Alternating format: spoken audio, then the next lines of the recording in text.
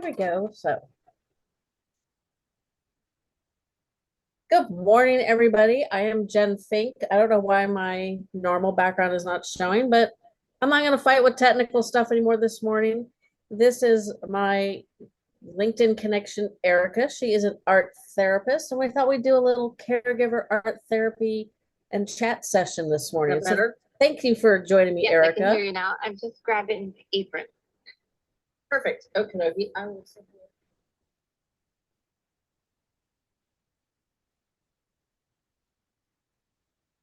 Wait, I need to turn up the volume here. 1 second. Okay. Trying to figure out why I'm getting such a. Uh-oh. Hate that. I don't want to interfere with the sound, so I'm going to be quiet. Can we just cooperate here? I don't want to switch. Okay. Hopefully.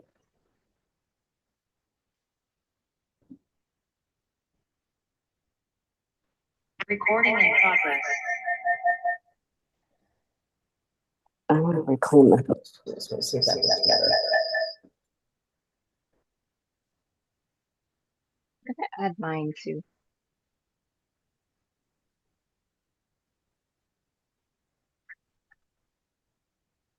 Okay, I think we're getting there. So Erica is going to demonstrate some collage, which is a good way to process feelings, emotions, even if you're not thinking about it.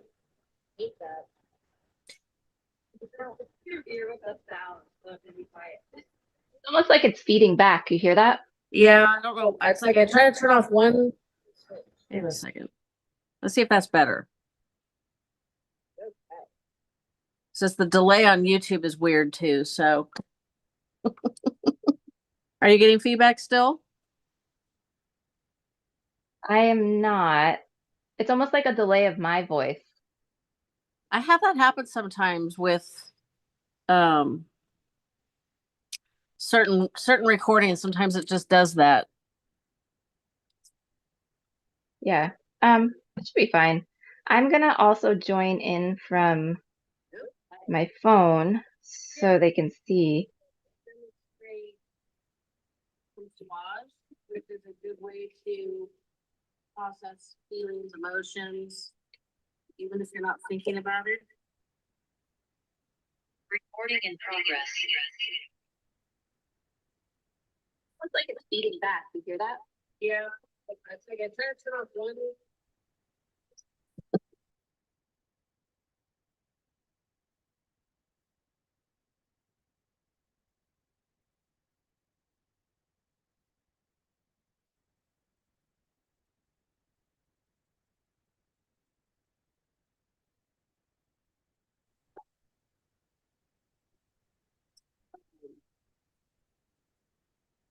Certain recordings, sometimes it just does that.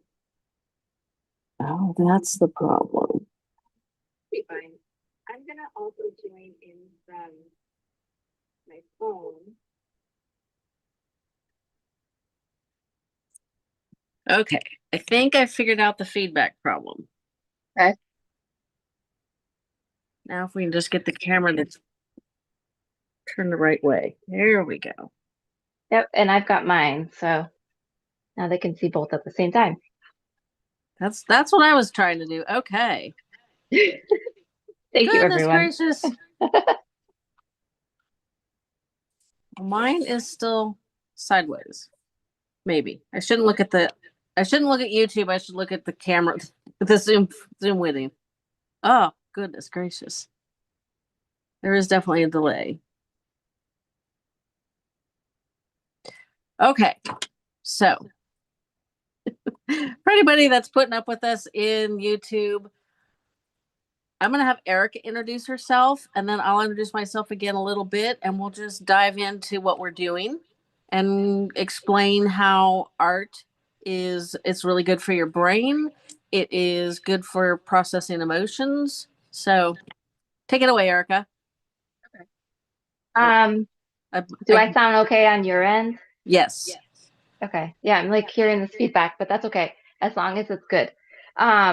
So I am an art therapist and I'm also a licensed mental health counselor in the state of Massachusetts. I live just north of Boston and I offer in-home art therapy to people living with dementia in the area. So I travel to people's homes.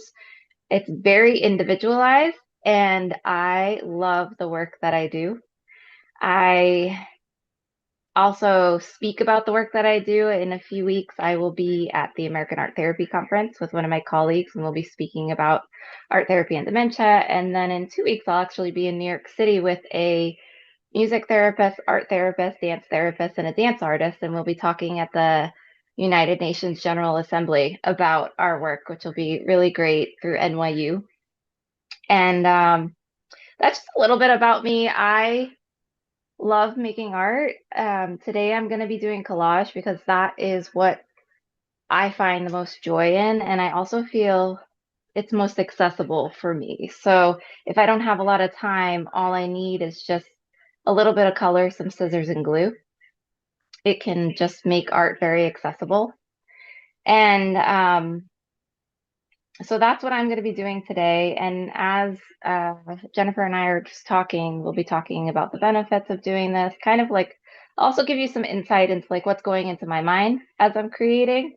And I would love to be able to just offer you some resources. So I have some different art supplies that I might suggest along the way that are pretty cost effective and can go a long way. So I'm going to do something that's called neurographic drawing. It's you need a pen and a piece of paper. Doesn't that matter? Maybe a pencil, crayon, anything to make marks on paper. So even more accessible because I like the idea of doing collage. That's not one of the art forms that I actually participate in. And I'm also a very huge digital reader, so I don't have magazines and books and stuff that I can take apart for collaging. So, what I actually do besides being a retired photographer, let me grab a couple of these. I've been working really hard on Halloween cards, which I know it's only September, and I've actually been working on these since past just right after the 4th of July. Let's see if I can get these in the right direction. So I make handmade greeting cards. And what I'm doing is I create cards for pretty much, we don't get trick-or-treaters at our house. I live in the Sierra foothills and the driveways are really long. This hill is steep and there's no street lights, so it's not safe. So we go over to the other part of the community that's flat and more, I guess it might have street lights. I don't know. It's total bedlam with kids and parents and just all kinds of stuff going on. And we reverse trick or treat. So I create these, this is backwards, so it's hard to do. I create little goodie bags with candy, glow in the dark necklace, and something for mom, which is kind of these cards. It's just, and they're, this little guy is like, just his eyes are 4 pieces. These things are real tedious to put together, but it's actually so meditative and so creative that it's fun. So I've been doing that. I should have grabbed the ones that are done. I also print, those are the fronts of the cards. I still have to stick them on the bases, which is, come here, just the blank. Oh, well, this one is technically printed inside, but it's skipped. So I'll have to print it, flip it and print it and stick the thing down. So that's actually what I do. And I've actually done this neurographic drawing and then used my inks and turned it into a background for a card. So it's got some definite benefits. So I find doing things creative is super necessary for my mental health. And I don't have any anxieties, or let me get out from behind the other camera here. I don't have anxieties or anything, but there was a day, I don't know, a couple years ago where it just felt like the entire world was doing its very, very best to frustrate the crap out of me. And I had about 20 minutes between getting all my work done and having to start dinner. And I wanted to see if I had the tools to put together a Halloween card that I'd seen in Joann's. This tells you it's not current. It was a half skull, half butterfly. And I'm like, do I have the stuff to do that? And if you bear with me, I will show you the end results. Hang on one second, because I can grab one real quick. This is very exciting. Waiting. Should have had it before, but I just pulled out, there we go, all of my pieces parts. Kind of stamp. I have the butterfly, the little metal pieces that cut these out. The background was just really easy. And I was like, oh, okay, yeah, I can make that happen. And I just, like, I could feel my whole system just totally calm down. And then I made dinner and everything was great. Just 20 minutes of, hey, can I make this happen was beneficial. And I find if I don't participate in creativity, at least 3 or 4 times a week, I'm not always the nicest person. So That resonates with me. My son started preschool last week, and in the past few weeks and just this week, I haven't made too much art, but I led a workshop the other day, and I felt so much better after that workshop because I was collaging. There is really something to that connection. I know some people will do like 10 minutes a day. I don't love the rigidity of 10 minutes a day because then it's like I have to do it every day and then putting that pressure on myself. But I do find that if the night before, like the day before, I leave my art supplies out and everything's ready, kind of like, just like, hey, it's open, my art supplies are out, I'm more likely to go to it. So keeping that space can be really helpful. my office is also my podcasting studio and my craft room. So I don't like clutter. There's enough clutter on my desk as it is. So I pretty much put everything away when I'm done. I do have the card fronts that need printing on my desk. And yesterday I was doing something just tedious, answering emails and printing the inside of the cards because I use a Cricut. It doesn't print, it draws. And so it takes forever. I actually have um, pet sympathy cards that I make for a local veterinary office. And I used ChatGPT to, I asked, it was kind of funny. I asked ChatGPT, are you familiar with the poem Over the Rainbow Bridge? Because as a pet owner, I've lost 5 out of my 6 dogs in the last 30 some odd years. And I don't, I appreciate the poem, but it's like such a tearjerker.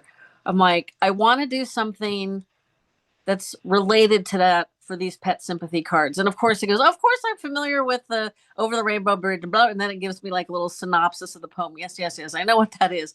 So it came up with this really nice saying, and it takes 10 freaking minutes to write the inside of those cards on my Crickets. So I got to get started on those because they're running out, unfortunately. Good for me because I make a few extra bucks, but I told them, let me know when you're getting low. And they're like, yeah, we'll probably need some in September. And here it is, September 11th. Holy crap. This year is going by so fast. I'm going to start Wow. Christmas cards soon. Yeah. So how many cards do you make a week? It depends. Sometimes I do backgrounds. Sometimes I work on the little tedious guy. Um, this guy is part of a set. Yeah. So is this one. These guys are in the same set. And again, there are 4 pieces of paper, 4 teeny tiny little pieces of paper for their eyes. The purple is all individual pieces. The little two. I mean, holy, yeah. Sometimes it's like I just put a movie on Netflix on my computer and I just assemble them. And you'd think, oh, it's tedious. It wouldn't be very fun, but it's really meditative. And that's what I find about crafting is I know from talking to many of my doctor and researcher podcast guests that anything creative fires up all the ranges of your brain. And it is also meditative. So you're really like, you're getting a massive bang for your cognitive buck by doing something creative. And so that's why I'm going to show this really simple one.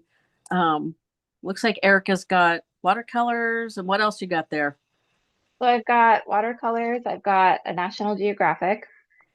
I also have fabric in this bag and stickers, and then another thing to cut out. I've got markers, glue, pretty much everything. I was looking, there's one art supply that I recently found at Michael's that I wanted to share, but maybe it'll reappear. I have a lot of art supplies, as you can imagine. I do too, and it's funny because I love the little like the YouTube videos on like craft room tours, and the card makers like myself or the paper crafters. They've got like their inks in these storage containers on the wall, and they're all in rainbow order, and it's so pretty. And it's like I can't do that because all of that stuff would reflect um, the audio. So like if you walk into a typical household room and it doesn't have anything on the walls, and maybe there's nothing on the floor, and you get that tinny echoey sound, that's what it would do. I have, let's see if can I show it without making everybody seasick? So if you see the flower back there is actually, it's a photograph that I took ages ago. I'm gonna see if I can angle this so I'm not right behind the camera. Um and they're all 4 inches deep, and it's like a box, and they're all filled with foam and insulation, so it absorbs that sound enough that it doesn't echo. My office is very quiet, so I get an extra meditative benefit from my crafting because it's so quiet. Yeah, when you're in there, that's really, really nice. The only challenge is I I get really irritated with noises. Like about a month ago, the neighbor on one side of us lost an oak trim, and like literally it just boop, fell over. No fault of his, but oh my gosh, the chainsawing and wood chipping, and oh my god, for days. And it was like, are you people really trying to make me insane? And now the neighbors on the other side are doing some concrete work. Yeah. It's nuts. Normally it's pretty quiet, but I'm also on the golf course, so sometimes I get the golfers screaming and yelling, and there are days when it's just like, shut up. I like my quiet. So I close it. Yeah, I live next to a hospital. Oh, that's probably So we worse. hear ambulances, not too often. It's kind of like it comes and it goes. I feel like people complain and then they don't run their sirens for about a Mm. month or two, and then they pick up again. And that it's like this cycle. So recently we haven't heard them too much. But it's not terrible. And also, if I cut myself, I can just walk to the hospital. Yes. Like, unlike, well, where I live, it's about 10-15 minutes to the hospital, but I live in the lower Sierra Nevada foothills. See if I can talk. Okay. And if we if we were still with Kaiser, it's a 45-minute drive to the hospital. No, thank you. Wow. Yeah. There was one time I don't know what was going on. I don't get sick very often, but my system was just not cooperating with life. And the doctor prescribed something which was like, oh, it's a 45-minute drive to go down there and pick up the prescription. My husband looks at me and goes, I'm not driving down there tonight. It was after dinner. And I'm like, I don't blame you, but I feel like crap. So, you know, if you're gonna move, make sure you don't move away from major medical.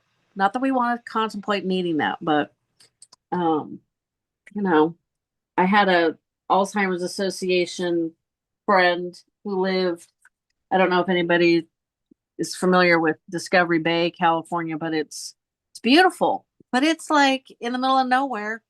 And she told her husband, if something happens, you better we're awfully far away from the hospital, and I don't know what happened to him, but I know he died. And I sometimes wonder if her um, predictions was true. So I am going to start on.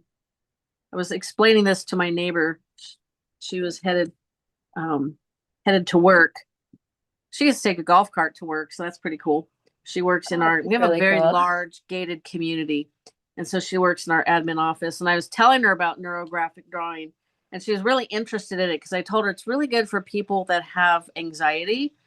You know, not like I said, I don't, but I feel the calming benefits from doing it. So I told her I would send her the link to this when we're done because I said, probably not going to be watching this at work. So neurographic drawing is just, it's really simple. You just, curvy lines, as many as your brain wants to do. And so Erica's doing some watercolor. One of these days I might actually get into watercolor. I follow a couple of watercolor artists on YouTube, and they make it look so easy.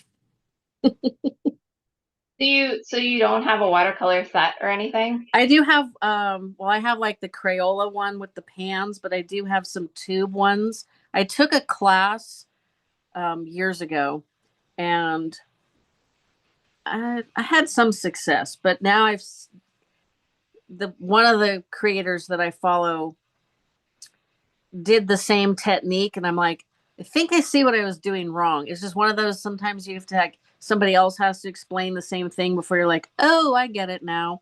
And I think that's what it was. And they do some really simple stuff that would make nice card backgrounds or just nice simple cards, but it's like I have more card making supplies than I have time.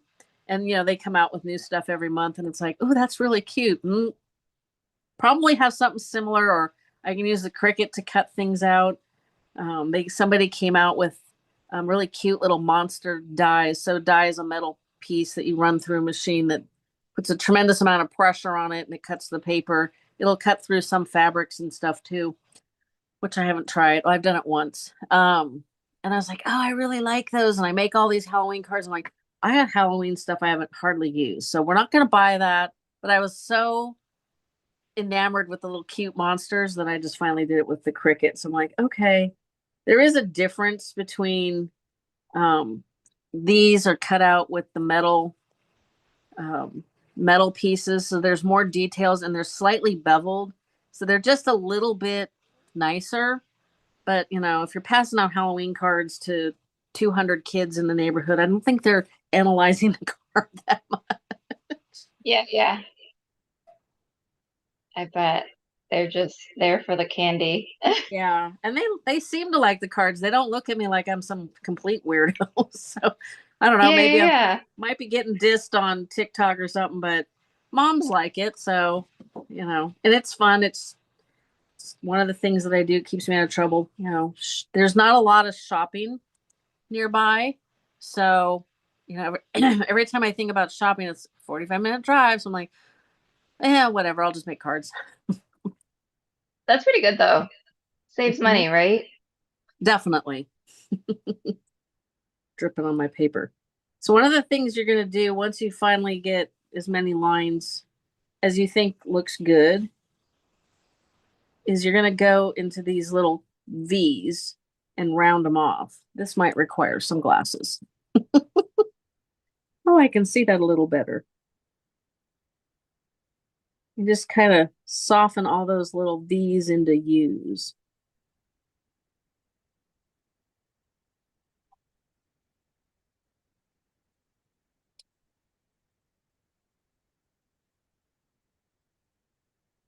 And I think the softening of all these harsh edges is also part of the calming of the brain.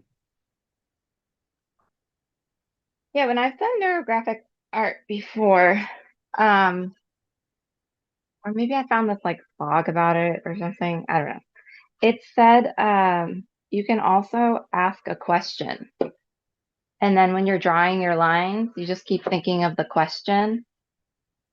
That's And by the end, like when you're all done with your finished product, that you may come up with the answer that you've been looking for. So that's like another way to take neurographic art to a deeper level too. interesting. I did not know that. I will have to give that a try. I am 99% finished writing a book. And the last chapter was hard because obviously it's about my mom and our journey. And the last chapter, second to last chapter, was on her last month. Oh, Well, yeah, about almost a month. And that was hard. And it was supposed to have 12 chapters. The 12th one was supposed to be falls and fall prevention because it's a fall that finally was the last straw for my mom's body. And then I realized I hadn't done a chapter on self-care. And so that I'm like, there's no way in Hades. I'm not I'm not superstitious, but I'm not leaving it with 13 chapters. It just seems no. I wanted to land on 12 because my mom's birthday was January 12th. So I have to write the post caregiving chapter, and it's kind of stumping me a little bit. So I'll do this when we're not chatting and see if I usually think about things when I'm working out, and that usually helps. So, but today was dog walking, and my current golden is 11. She's actually still outside because she was watching this lame turkey, and I don't mean lame as in he's got a bad leg. you're just She's sitting there. Well, he hops around and he can fly, but she's just fast. I'm like, you want to come in? You've been outside for like an hour. And she didn't want to come in. So now she has to stay until we're done. But the two previous Goldens to her, um, one had really bad nerve arthritis in his back legs, and his cousin, who was 2 years older, had hip dysplasia that wasn't a problem until she was in her last years. And so they didn't need a leash. And I had three Goldens at the time, and three leashes when we're trying to walk is a tripping hazard. It's a nightmare. So they would just go rogue. And now she seems to think she should go rogue, and there's nothing wrong with her. And That's, I'm trying to convince her that no, it is not necessarily. I'm not super comfortable with you being off the leash, although it is beneficial for her because she'll stop and sniff, sniff, sniff, sniff, sniff. And for anybody who's not really up on dog cognitive health, dogs experience the world through their noses, whereas we experience them through their eyes unless we're blind. So it's important that they stop and sniff, and that's how they figure out what's going on. And yes, it's super annoying. So she'll stop and sniff, sniff, sniff, and I just keep walking. And then she like runs really hard and gets in front of me, and then slows down, walks next to me, and then stops and sniffs, and it repeats. So she's doing HIT training, like burst of running, walking, stopping, burst of. So it's really good for her. But we have deer and squirrels and other people walking their dogs on leashes, cars, truck. Like, I just, we walked the other day, and I'm like, see, you can actually do this on the leash. So we made it. We did about 90% of the walk today on the leash. So, but she'll twist her head trying to get out of the leash, and she'll really, really slow down. And it's like, come on, just walk. So I don't get to think yeah. about things when I'm walking her. Not usually. You said you can't think about things. Not usually. Well, I'm a Peloton member, and um, I do the power walks. So there's a class playing in my ears. I have it pretty Oh, I cool. have it pretty quiet. Yeah, they have Peloton outdoor. Peloton has everything. Like if you got space and money to burn, you can get their bike, you can get their treadmill, which is gigantic. Their rower, they have a thing that connects to a TV so that you can watch your form next to the instructor's form. They have yoga, um, mindfulness, meditation. There we go. That's the right word. Pilates, bar, cycling, strength, stretching, the row, the tread boot camp, bike boot camp. I think they might have the rowing boot camps. I don't know. I have the bike. That's enough. So there's Yeah. plenty of activity you could do with them, and then their outdoor stuff. So So you just have a membership with the mhm. bike, and that Yeah, gives you like the access to the other things. yeah, and you can do it actually. You don't have to have their equipment. They have a gym membership, so you can go and take classes, Peloton classes. Like you can go to your local gym and use their equipment and do the class. So it's pretty robust. I know, I joke that I belong to the cult of Peloton. I'm always You amazed. sound like you're very committed to it. So That is because almost 15 years ago, I had a photography client who was a doctor. My dad's side of the family has a proliferation of type 2 diabetes, and I was super, super overweight. She was a doctor and she said, you know, you have a family history of diabetes, you're overweight, you're screwed, is the actual words she used. And I joked that my little squirrel brain was like, I'll show you screwed. And so I'd been on diets and, you know, done different things, and, you know, you lose the weight and it comes back, and, you know, that's pretty typical. So I'm like, screw this. I'm going to figure out what I need to do to lose the weight and keep it off, because there's no point in this yo-yoing. It just makes everybody miserable. And Right. so I lost over 100 pounds, and I've kept off about 80% of it, which is, that's the hardest part, because you don't go on a new, change your whole lifestyle and do a different nutrition plan and then go back to the, you know, you got to do it forever. People are asking me, what did you do to lose the weight? And I would always tell people, you have to figure out what works for you. And I explain that I eat really, really lean. I can eat more starchy carbs, not garbagey ones like white bread or anything, but I can eat more of that than a typical person.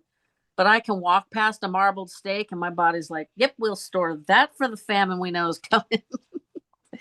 So I tell people, if there's a famine, I'm going to win, because my body stores food, stores fat, just, you know, 2 or 3 extra calories, and it stores it as 10. So that's, you know, I have to stick on that path. And so that's why I'm dedicated. Now it's like, if I don't do a workout in the morning, I don't feel like I've gotten my brain, you know, like I haven't had enough caffeine or something. So, Yeah, I hear that. and then I mean, along the way, I realized, well, I learned that everything I did to avoid the type 2 diabetes has also helped me avoid dementia. right. Yeah, those modifiable risk factors, you're just kind of checking them off. Well, yeah, especially for people who might be new to this channel. My mom had Alzheimer's for 20 years. My maternal grandmother had vascular dementia, and my maternal great grandmother also had some form of dementia. So thank you. We are not continuing that history. Nope, not at all. Yeah, So knowledge is power. exactly. And it just feels good. There was one time I broke a nail, which is really rare. And I went back to the nail salon and they're like, do you remember what color? And I'm like, actually, I think I do. I was like, this is in the green book. I think it was either 95 or 96. This was like 3 weeks later. And I was like, I remembered, I was stunned. But then I broke another one. We couldn't remember what color. We never actually found the matching colors. You had to blend too. So, but it's really makes me feel good when I can remember some stupid trivial thing, because I don't generally remember trivial stuff. I got better things to do with my brain. Yeah, You know, like I don't, I might be like, I like that song and it sounds like this, like I can't tell you who's popular with music, or they'll say, oh, this star. And I'm like, oh, me means nothing to me. That stuff doesn't stick. But when important stuff sticks and you can access it, that's kind of reassuring. yeah, right. Like you're saying, like it doesn't mean anything to me, so my brain just kind of discards it because it doesn't matter. Exactly. So talk up a little bit. So you say you do in-home art therapy for people with dementia. Yeah. So it's very individualized. I work with a variety of diseases, and sorry, can't do two things at once. So it's very individualized. It really depends on what capabilities the person has. I work from a strength-based perspective that if I still have the ability, that capability to do things, like that's what I like to tap into. So maybe, for instance, like I am actually a phenomenal painter, but I don't have the executive functioning skills to know when I need to put more paint on my brush or when I need to clean my brush to change the color. So in that instance, I am the third hand. And so the third hand is actually from art therapy. It's by one of our founders, Edith Kramer of art therapy. And she speaks about how the art therapist supports their client by being this third hand and this next, like, and as it has that um works with dementia, it's with like this particular case I'm talking about, it's just I am that executive functioning part of the brain for them.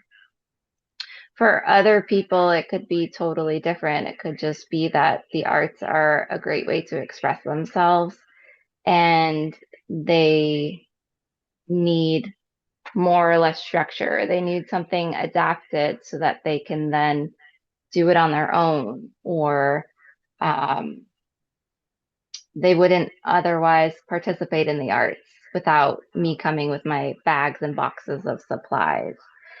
And so clients can work with acrylic paint, they could work with watercolors, collage, clay, um, flower arranging. I've worked with a few people very later on in their disease process where maybe holding a paintbrush is too difficult, or sorting colors to put in a collage is too difficult. And we work with flowers. And there's still so much going on when doing a flower arrangement.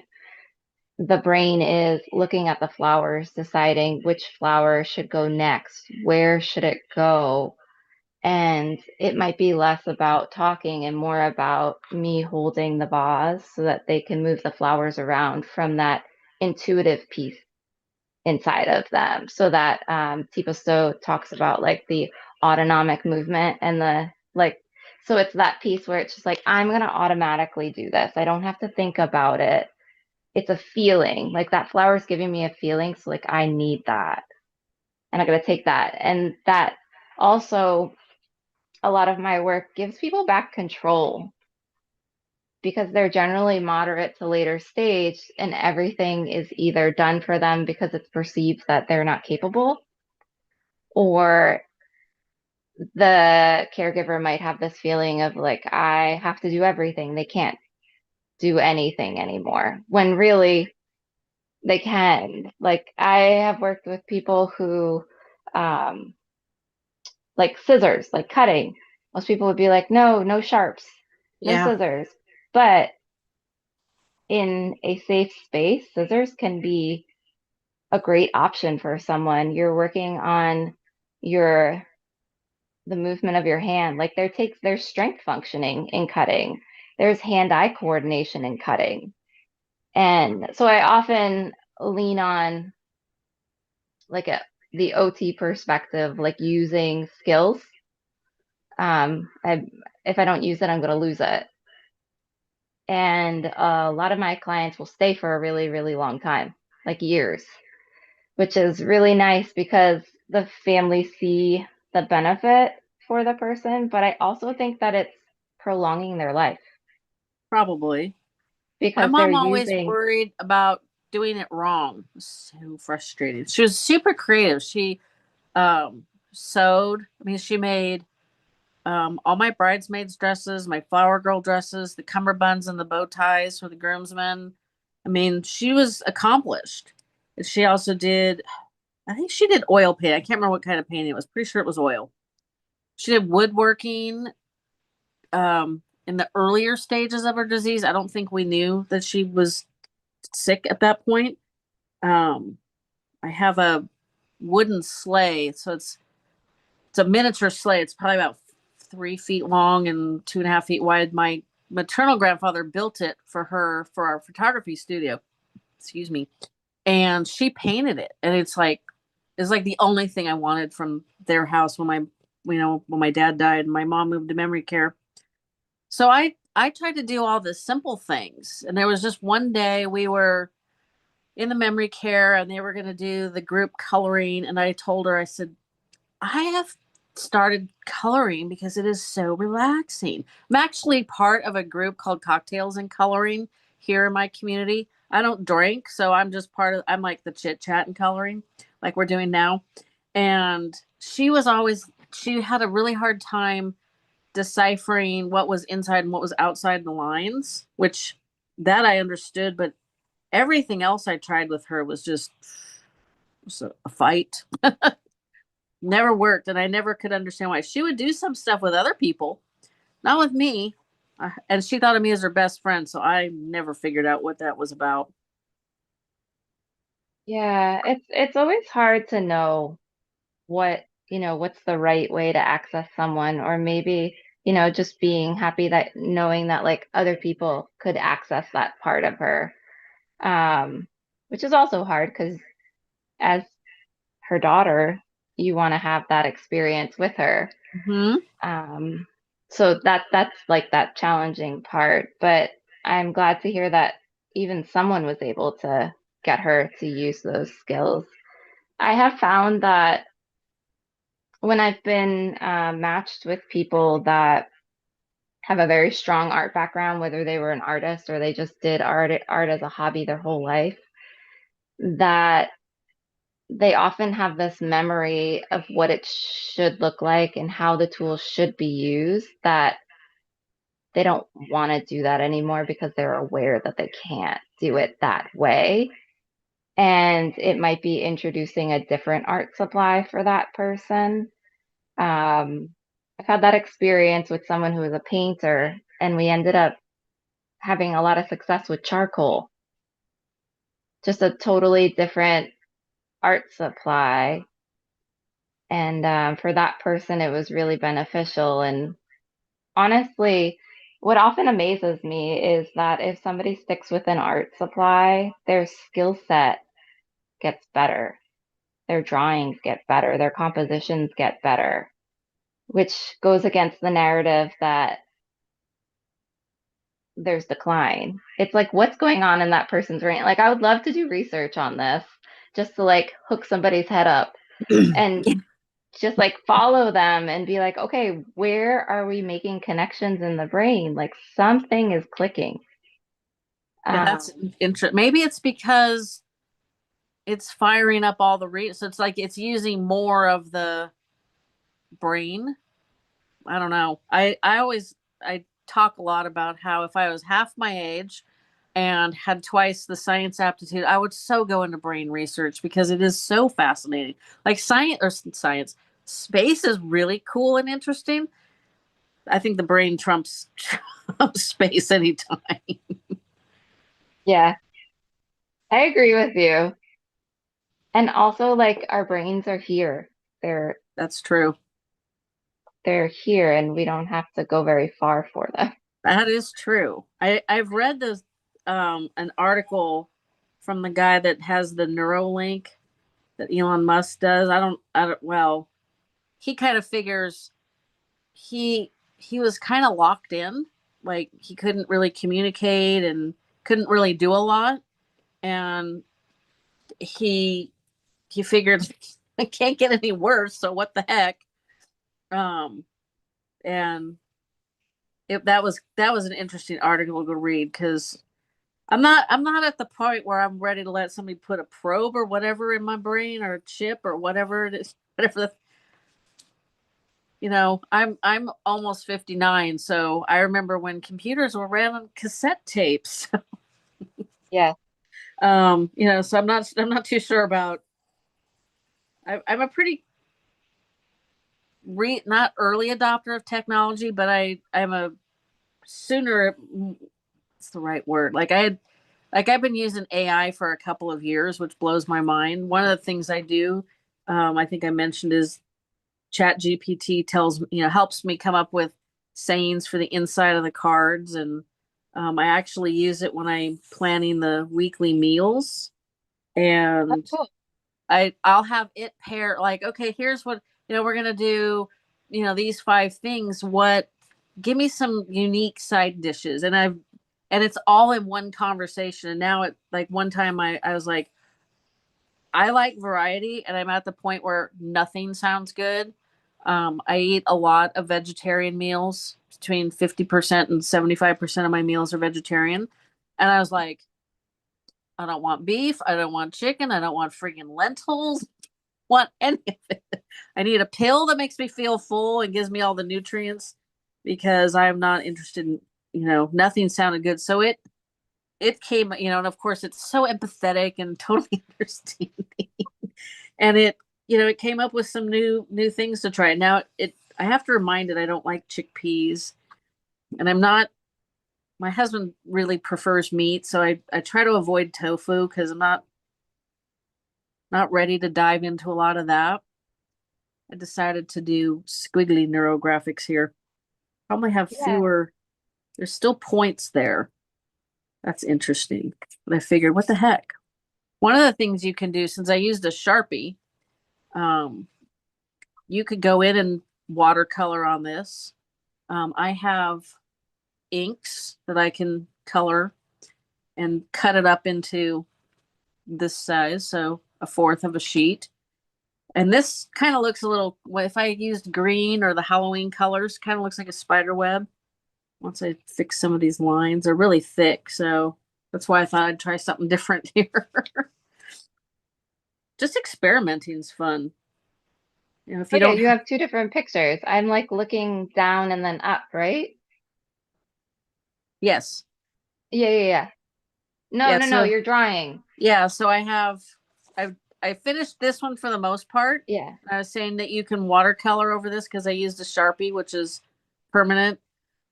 And I might go in with the inks that I have for card making and color in Halloween colors and cut it up. Then I thought, well, let me try some squigglier stuff. You still have the little pointy corners like here. I'm trying not to make them so thick this time. I don't do this a lot because I do the card making. I like what you got going there. You got some of my favorite colors going on in there. Yeah, it's just like a bag of stuff. I think if you're watching right now and you're like, how do I do it?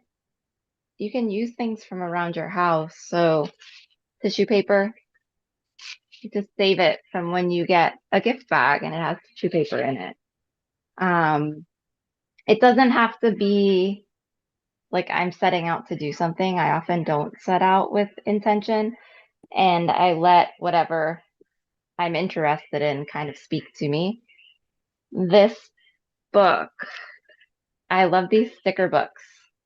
So it's full. I'm going to put it on the other screen, but it's full of stickers and they're antiquarian. They're really funky. They have several different um, versions. So one of the books is just all letters, and this one is all images, but you can really find anything in this book. And they're funky. You have to be open to funky. See kind of I think that they offer a laugh. Like I use them with my clients and they'll like look through and people might point things out and I just cut it out and then what's nice, so I just cut this and I can then just take the back off and it's a sticker. I don't have to worry about even having glue. There's my sticker. See that That's cool. little bunny. The designer that I like is actually all of the cards that I showed you. The products all come from the same person, and he's into vintage and grunge. Um, and he does a lot of he has a whole line of products called Ideology, and it's all stuff to collage with. Again, I haven't gotten into that because it's just like it's only so much time. Yeah, only so much time. I just spend way too much money at Michael's and on Amazon. So once you buy one thing, they recommend another thing. Exactly. This is another book, Amazing Things to Cut and Collage. Oh, that's See if cool. this works. You can see. It's all different random things. What I love about these books is they're often photos or images not from this time period. And so I can kind of access different conversations with my clients when we look through it. Like with hats, I have a conversation about hats. Which one would you wear? What would you wear going to a party? What would you wear if you had to go to a theater? Some kind of conversation prompt like that. And this one, it has a lot of metal work. It's, it's just tons of stuff. Planes, people. There's also a famous painting. They have like the Degas, um, the dancers. I used one of those the other day. So there's just a lot of options in there. That's interesting. In the ideology line, he's got different, he collected vintage photographs of people.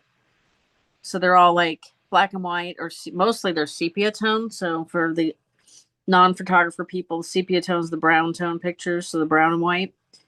And so he's got, I don't think he calls them paper dolls. He's got portraits, he's got photo studio. So they're different sizes of photos of people. Some of them are full length, and I love them, but it's not my style of cards, even though I totally love him. I actually think the designer's name is Tim Holtz, and he's huge here on YouTube. Um, I think he actually has an ideology live on Saturday this weekend. So that would be the 13th. So for anybody who's like interested in more collage stuff, you might want to check him out. You can always look at all his old videos. He was such a prolific designer, and he shocked the card making world this past January, when he basically said, "I'm not designing stuff. I'm going back more to my teaching roots." And it was like, oh, like rocked everybody's world. And I'm like, well, that'll save me some money. Have you bought a lot of his stuff? Yeah, I'm not probably all my inks are his. I'll show you 1 second. That's how I know that name. You said inks? Yeah. So his story about how he got into um is that upside down? I can't tell without my glasses. I think this is right way up. That's the right way, yeah. He I love this because there's actually a Ben Franklin Crafts not too far from me, and he got pretty much coerced into teaching a stamping class. And he's like, it's all like rainbows and flowers, like there's nothing for like a dude. And he got into it, and the gal teaching him how to teach the classes really inspired him. This is a guy that wanted to be an accountant and has spent 20 plus years designing stuff. So I don't know, he's got an interesting brain. He came up with these inks. So these are a water-based ink, but they're a dye and a pigment. So they react to water, and they'll get like a little chalky, kind of a vintagey look. They're not like the super bright, colorful. I mean, they're still colorful. I'll show you my swatches. I finally got smart and swatched stuff.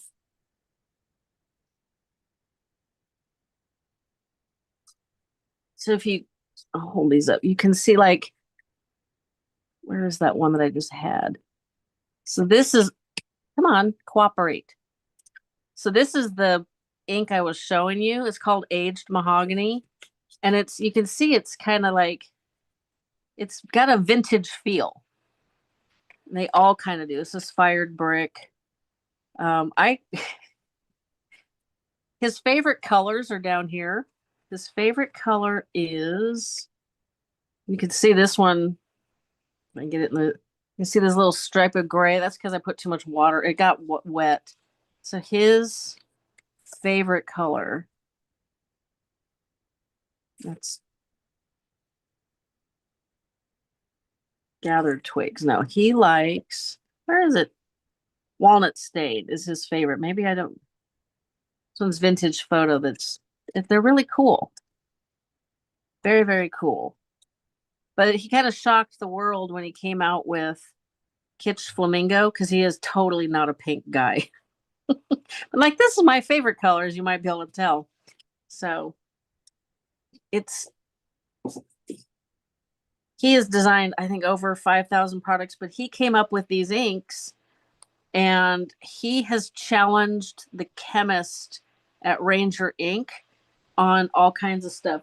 They've got one more drawer down. This is one of his latest products. It's called a distress spritz. So this is the same color as the inks. So what this is the shiny mica, which is the mica is blue and it's suspended in just a clear liquid. And so it gives it like, it's called a spritz. So it gives it like a little shimmer on your project. He's got mica sprays, which are really shiny. He's just come up with so much stuff, but when he was designing and they would launch the new products, he would talk about, blah, blah, blah. I asked the chemist if they could do this. And I swear that chemist is probably bald because he has challenged the chemist to push the possibilities to the very farthest edge. And it's paid off. They didn't think those distress inks were going to take off. I think they came out with 10 or 12 and they sold out at like the first conference they took them to. Oh, and wow. There are 72 in the line. I have almost all 72. I've kind of vowed I wasn't going to get all 72, but I might. I've twice bought the same color twice. It's like, that doesn't help. That's funny. I've actually seen that inking pad. I know nothing about inking.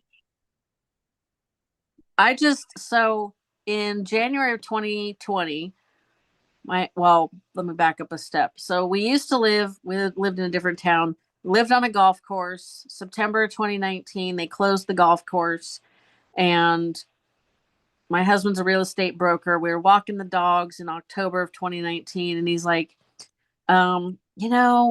we finally have equity in the house. Because, of course, we bought the house in 2007. So most people will know what that means. 2008, boop.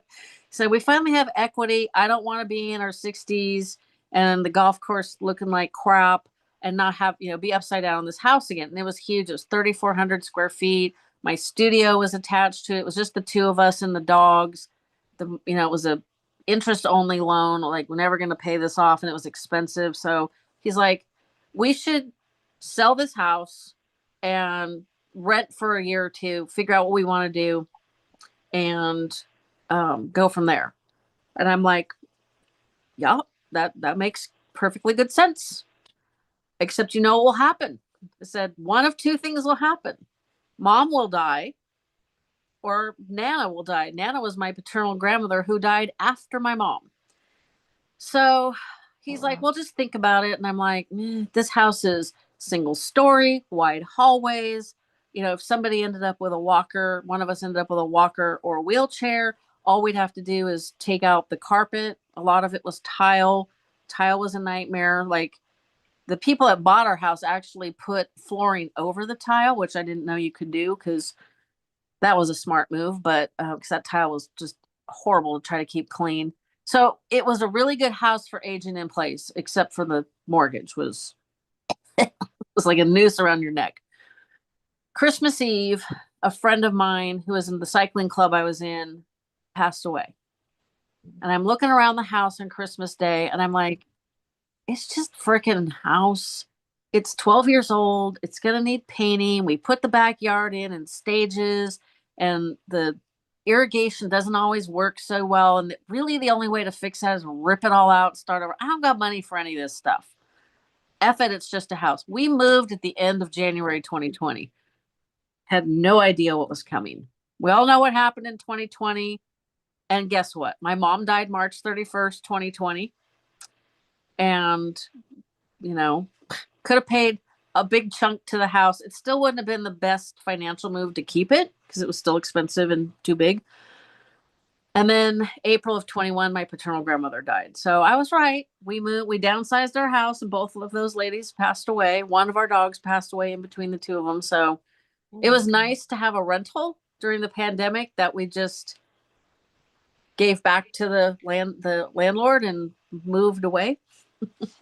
But yeah, it was just crazy. So in January 2020, I got rid of absolutely everything. It's like I had crafty stuff I hadn't hardly touched in 20 years. I had some stuff like I've got all these Sharpies because I thought I was going to do stuff with them. And I'm like, I still kept the Sharpies because those are expensive to buy. But I'm like, if I haven't used it in the last month, and you have to remember, like, that was over Christmas, I'm just giving it to teachers and people who want them. And when I figure out what I want to do, I'll just go to the store and buy the.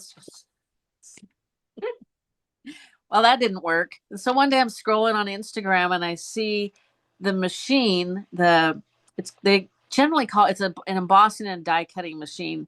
There's a lot of different brands. I use one by Sizzix called the Big Shot, and I'm like, that's a good idea because what I wanted for my crafty creative outlet was something that didn't clutter up the house. Because, like, how many of those chunky knitted blankets do you need? I really love the acrylic pour paints. Well, I'm kind of messy when it comes to crafts. I'm like, I can yeah. only imagine how much disaster I'd make with pouring paint all over the place. And how many of those do you need? I mean, I've got artwork all over the house and it's all photographs that I've done. So I don't need painting too. So I was like, okay, I don't want the neighbors running away from me because they're like, oh my God, here she comes at me with another scarf or whatever. So that was my thought, was like, I want something that doesn't clutter up the house. People are still going to enjoy even when you've given them the 15th one.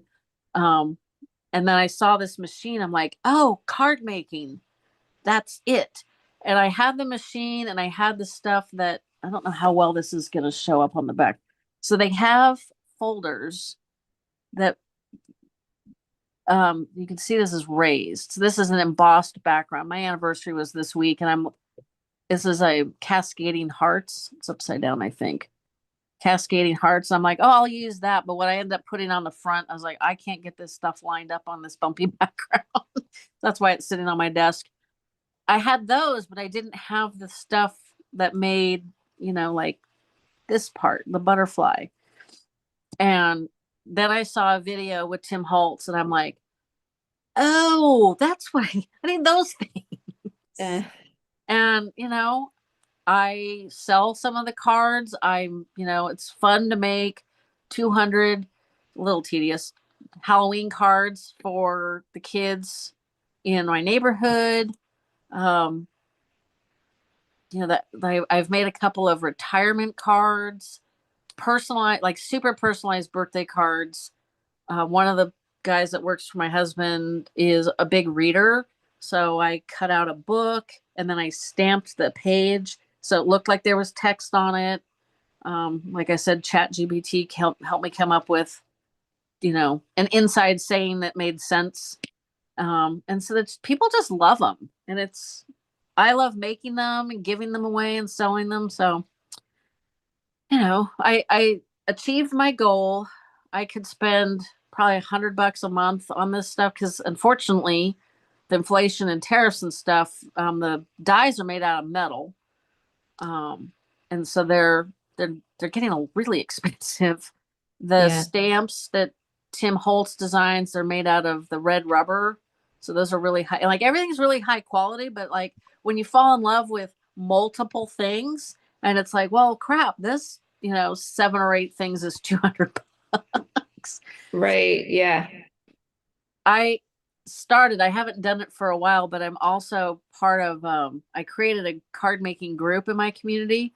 And earlier this year, I started cutting out just like, all the different flowers in different colors. I've got a whole accordion folder of scraps. And so I'm cutting out the foliage, I have little tiny dies that are different dogs of different shapes, cats of different shapes, just cutting them out of all these different colors. And then they're all in baseball card pockets in binders. And my husband will say, oh my God, I forgot I need a birthday card for so-and-so. And I'm like, okay, give me some more details about them. And I can flip through the book. And so I'm looking at all the different tools, like basically oh, this set and this set, all this combination, it's really cool. So that's another creative outlet, is like you don't have to stick to how the designer created it. You don't have to use the colors that they think, looks best. Like I have a really good example. You keep doing your collage, you'll get one more card. Yeah, sure.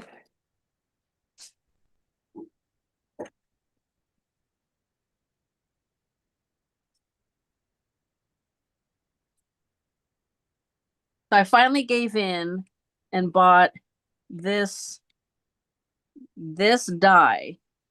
Obviously, Purple one? it's a balloon dog. Let's see how close I can get. The witch hat is not part of this set. The balloon dog is just a balloon dog. But I knew I had a witch hat, and when it came, I'm like, I am making trick or treat cards with. I mean, how cute is that? A balloon dog with a witch hat on it. The witch hat is 3 different pieces. This one is, I think it's 6, and then the trick or treat, and then again, it's got the embossed background. You can see it's a spider web. Yeah, such a cool card. And then this one says witch with, spelled as in witch. I don't know. Let's see. Which way to the candy? Hope your Halloween is doggone delightful. And who wouldn't want that? And so that ChatGPT told you to write that? I use ChatGPT for personal stuff, and I use Gemini for the podcast. I'm gonna watch your collaging there for a minute. I haven't really tapped into Gemini. Like I have it with my Google Workspace, but I don't really know what I would use it for. I take the transcript from the episodes and I have a prompt for it to write the episode description, give me hashtags, create an image. What else do we do? It's amazing because there's just me. I've got the dog to take care of, the household to run, the podcast to do. And, I do a lot of volunteering with the Alzheimer's Association and AARP. So it's like, I can't spend an hour doing an episode description that's like 300 words because I'm trying to write it for an algorithm. That's the hard part. And since Gemini is Google's AI, I figure it's probably better for that stuff. And I have it help me with like, hey, I've got a YouTube short with, this is like, what was, I used the dog. Her name is Luna. Hopefully she's still tied up out front. Like I was mentioning earlier, she doesn't want to walk on the leash anymore. And so her body language looks like, I'm an old dog. I'm tired. I don't want to walk anymore. And we were walking and I was like, this is a perfect example of learning to read body language as becomes necessary with somebody with dementia. Because as soon as I take her off the leash, she's not tired and she's not acting all. And so I did a little video of us, demonstrating that, this is what it looks like. This is what she's actually doing here. I take off the leash. And then like, what does this have to do with dementia? Blah, blah, blah. And so then I have it come up with like a title and a quick little description and the hashtags, because it can do it in 10 seconds, whereas it would take me a minute or 2 or 3. And it allows me to do a whole lot more stuff in a better way, more and better. So, yeah, I think I just like have to figure out what I want to use it for. Well, I joke that between nearly 500 podcast episodes, all the videos on social media, now using AI, it's like, well, if you want to clone me, it's not going to be hard. You want to make a deep fake Jen? It's really easy. Scary, but it's like I cannot put that genie back in that bottle no matter what I do. So, right. I try to be polite to the AI in case they take over. Maybe I won't get sent to the camps. That's so funny. Whenever I talk to ChatGPT, I'm like, thank you so much. I try not to always do that because I guess somebody asked Sam Altman, so I forget which AI he has. His might be Chat GPT, doesn't matter. And so people were asking, like, how much more energy does it take when we're polite? And he's like, lots. And I'm like, okay, so the environmentalist in me is like, just be brief, even if it sounds rude.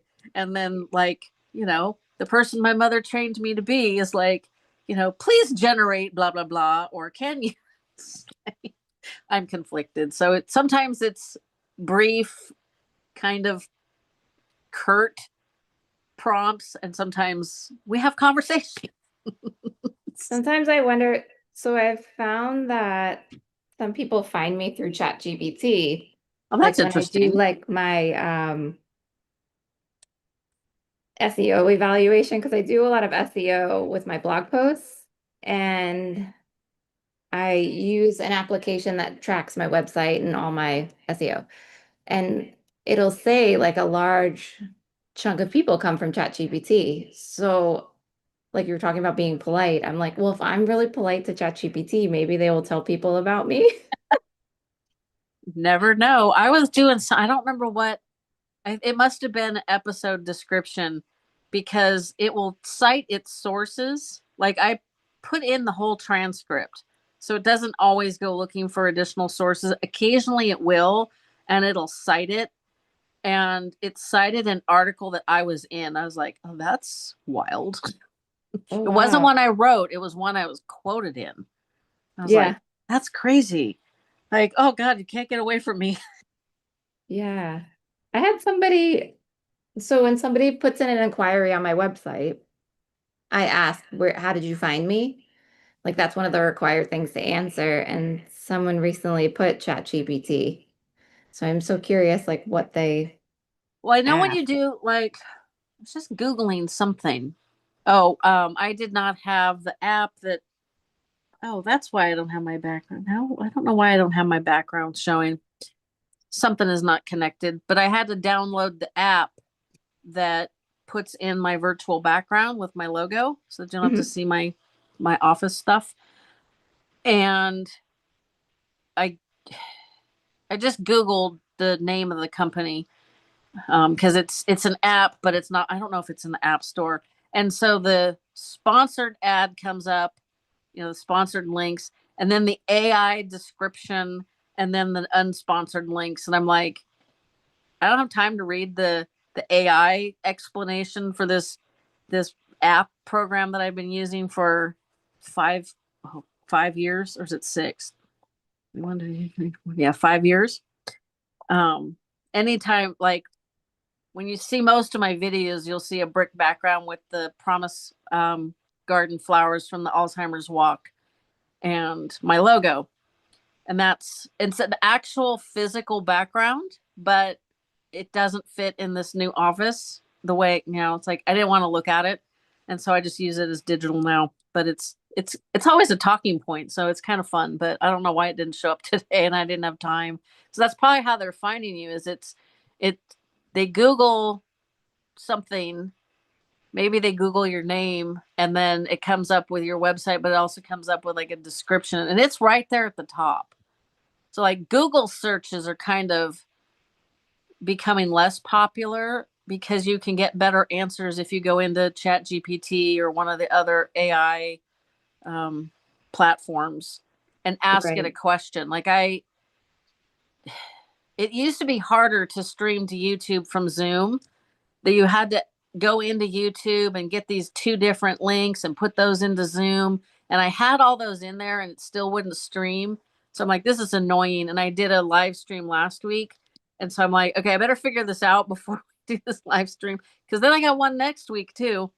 And I just went into Gemini and said, how do you do a live stream from Zoom to YouTube? Well, it's super easy now. You have to connect it in Zoom, but then when you open your Zoom window, like we have now, it's the little three dots, and it says live stream, and you can pick YouTube or Facebook, which I think there's some other options, but I don't have other platforms.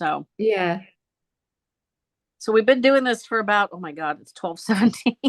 Dog has been outside since like 9. Oh, wow. 9:30. It's 6:17. She's on Okay. a tie out. She can't go anywhere. So, but she might be standing at the door like, what the hell? I got abandoned. Do you want to, why don't you talk about how people can find you? Yeah. And I'll let you go in just a couple more minutes here. Awesome. Yeah, I'm glad that we chose to do two different things because we definitely wouldn't have had time to do both. At the creative process, sometimes you just got to let yourself take time for things. But if you'd like to learn more about me and my work, my website is arttherapist@home.com. So therapist is plural. There's an S on it. So arttherapist@home.com. And I have, like I was saying with the SEO, I have lots of blog posts on my website. So you can come learn about aphasia in dementia. You can learn about, I have the guide to Alzheimer's painting, where you can learn about using watercolors. Big blog on my website is crafts for seniors. So I have two examples of different programs if you're looking to create a workshop at a council on aging or community center for just the general senior population. You can read that, and there's two ideas for you to get started with. And if you're in the Boston area, north of Boston, I work within the 128 belt. And if you live north of Boston, you would know that piece. And I do in-home art therapy. I also do, again, connecting back to the crafts for seniors. If you are an art therapist and you're watching this, or you're a professional and you want to up level your art program and make it more therapeutic, or just kind of have a consult, I also do those virtually. So those I can help anyone all over the world. And they have been a lot of fun just to hear what people are doing and to talk about ideas between the two of us.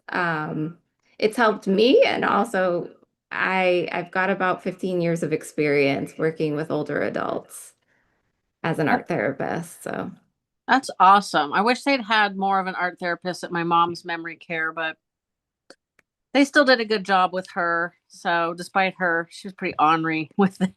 So for those of yeah. you who tuned in, and because you can't see my background because technology was being a pain in the rump today. So my name is Jennifer. I am the host of the Fading Memories podcast. You can find me here on YouTube if you like to watch conversations or listen to all the conversations on whatever podcast streaming platform you like, podcast player. I have episodes every single Tuesday. I have got some really cool ones coming up. We've got really fun. I'm partnering with another YouTuber who does disaster preparedness. We're actually doing a disaster training half day in my community, because in all of the years I've been doing the podcast for over 7 years, never talked about what to do with your loved one in an emergency. I live in a fire-wise community, but there was a fire not far from us just recently. I mean, unfortunately, California kind of fires all the time. This is the first anniversary I've had in years. It wasn't smoky as hell. So Wow. that was nice. Chilly. It's not normally cold on the 9th, but it's pretty chilly. So we didn't get to eat outside, but it's just a fact of life. And while I don't have my mom to worry about, when my mom was in memory care, they did have one day I showed up and there's like all these new people, and I was like, what the hell, do you guys like have a sale or something? And they're like, no, these people are from the Paradise Fire. They evacuated care homes, and obviously they had to move them to a place that had space. My mom's community had space, and so like that's a challenge. I knew a caregiver that had to evacuate with her loved one. So it's like, that we did that live stream. That video will be available when the audio podcast goes live. So lots of fun stuff. I've learned so much about caregiving doing the podcast, that I wish I known when my mom was still alive. So I always feel like if I'm learning good things from my guests, then you guys will be learning good things. So I hope you guys tune in to me and check out Erica. And I hope you guys had a little bit of fun. Hope you played along. I don't know how many people were watching. There's nothing in the chat on YouTube, so I think people are going to tune into the replay on this one. Yeah, yeah. Thank you so much. And thank you for the work that you're doing and inspiring caregivers to be creative and giving them resources. It's so necessary, and you know, I I created the podcast because it's something you can do while you're doing other things.